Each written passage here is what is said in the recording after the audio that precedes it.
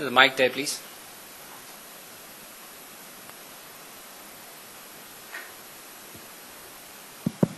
Hi, my name is Rajat, and this question is for Joel and for Pradeep. I heard Joel saying first that it's possible to make money from day one, and then Pradeep was like, I don't really agree with that approach. Now, as someone who's just starting his own company and going through that debate of whether to go for a venture capitalist or try and manage things organically, as in with your own savings, I'm a little confused. So my question is, if the panel can help clear that confusion for me, one. Second, if there is no answer to this question or the debate goes on and continues, is it safe for me to assume that it's because Joel was in investment banking that he could make money from day one, and then e-commerce model is different, so you need to get a venture capitalist? So is it dependent on the product and service that you're offering, or is there like a fundamental difference in philosophy? So I think you should say, despite Joel being from banking, he managed to make money from day one. So not because. No, just kidding. I think it's the business model, clearly. I mean, I'm coming from a standpoint. I was looking at an e-commerce model, which is B2C, so you got to build a brand. It's very simple. It's all the money spent on building a brand, which takes time to get amortized. So you start making money in certain areas. So our US business, which is mature, is a very profitable business. In India, we make money on flights net, but we lose money on packages and tours because we're still investing out there. Joel's business, I think he was right. I mean, I think that can be done. It was just a different business, and I'll let him comment on that. What business are you starting? We're going to offer a corporate performance management software that's already being successfully implemented by the US Army. So we would be the exclusive distributors in India offering. So the software is already built? Yes, it's already built. So somebody paid for building it already? Yes, it's already being developed. It's in the advanced stages. The new versions are coming out. We just have to start selling it and then consulting on it, implementing it, installing it. So it's a matter of expanding it throughout the country. So, I mean, in my view, you should be making money from day one. You should be, I mean, you already have a product, right? You just need a sales force, as much commission as you can to put them on a commission basis, give them very little money up front, make them sell as hard as they can, and try and get some prepayments from the clients. Okay. Thank you. Thanks a lot.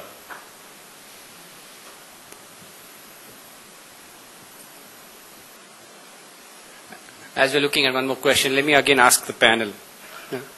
We spoke of talent and access to talent for emerging companies. What has been your experiences in access to customers, specifically if the customers are outside the country and you're a niche player and you lack the brand value that the customer has, or the investments to go to multiple markets? And certainly we can start with Sanjay and look at Pat, who moved to multiple countries too early.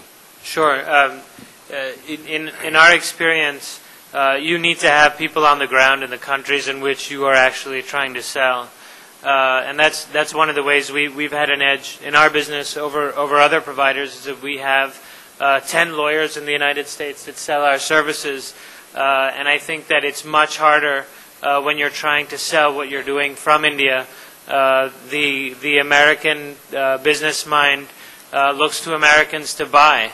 And at the end of the day, I think you need people on the ground in the country to do it. Joel, your experience? Experience in basically selling. Access to markets, access to customers for a niche company. Access to customers for a niche company. Specifically when they lack the brand, they lack the credibility outside. What should they do? I agree with Sanjay 100%. It's very important to have the local presence in some way or another. So I would say that if the CEO is based in India, you should have a counterpart, like Office Tiger had a co-CEO structure, a CEO running operations in Chennai, another one in New York running sales. That structure works very well. I think Sanjay even has that structure in his company with the two co-CEOs sitting in, one in New York, one in Bombay. So I would say have one of the owners sitting in the first market that you need to tap into, because he's the one who's going to fight hardest to get into the first client. Do you have any comments in your forays into emerging markets? Well, what we found when we were going into a new country, we would go to the major companies in the IT, software services and telecommunications industry, and explain to them that if people are better informed, they raise their self-confidence and they become better acquirers and users. And if they're better users, they have less help needed, and therefore They are more profitable customers, and their success inspires others to follow in their footsteps. So we show them that we can accelerate the market growth rate of the IT market when we provide our information services, over a period of years. And so people, we try to get them out of, what are you going to do for me this week to what are you going to do for me over the next 3 to 4 years. Thanks. We have time for one more question if there are. Yeah, there's a mic there, please.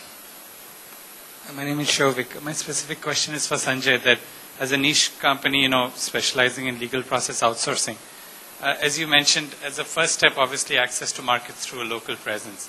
Now, as you have more competition coming in that space and the cost on the supply side going up, how do you differentiate in order to keep your margins as well as yourself on the billing side?